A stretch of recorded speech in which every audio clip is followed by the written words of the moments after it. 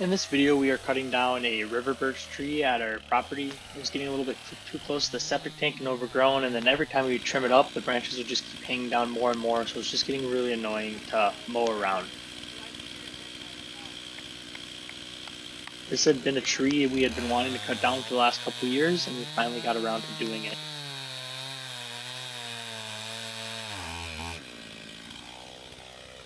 The last video we posted, we were using a wood chipper on the back of our 3-point tractor. Since then, we have upgraded tractors and wood chippers. This wood chipper is a Bandit 200 UC. It's about 74 horsepower, and we installed an autofeed kit with this spring on it, so when the RPMs drop down too low, it will back off. It'll allow the engine to catch back up. I can share a video detailing how the autofeed kit works if you want, but it's extremely adjustable and you can adjust all the RPM set points on when it kick back. Right here, you can see the branches just feeding through fine. They're super small, but later we'll be showing some clips of logs that are 4, 5, 6 inches. This wood chipper can handle anything less than 12 inches, and it's kind of fun just to watch the autofeed system go.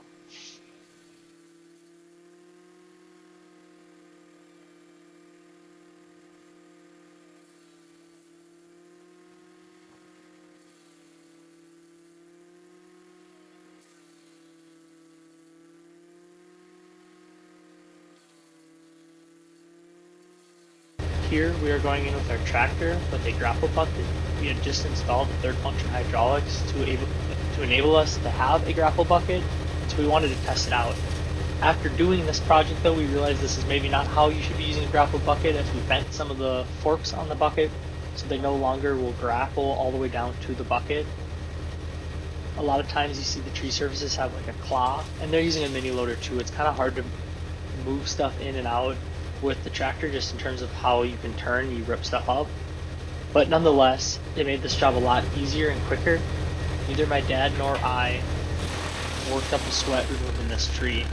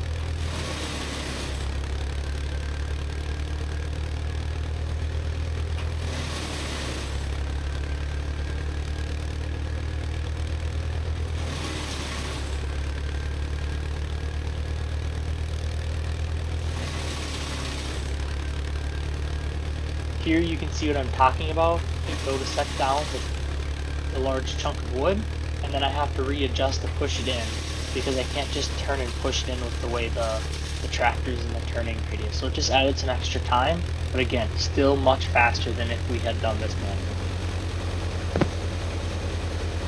If we were doing this manually, we would have been cutting this into a ton of little pieces so we could carry it to the wood chipper, and so it saved a lot of time on the cleanup, and we weren't running the saw so much, which is 12 pounds, so it really just saved us a lot of time and effort.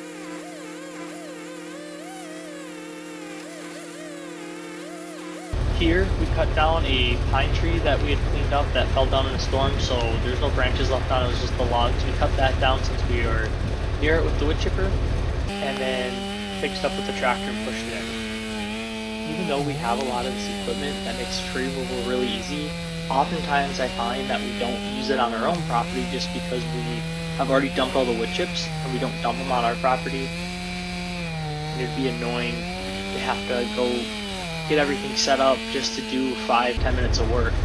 So a lot of times we don't do our stuff as quick as I would hope we would.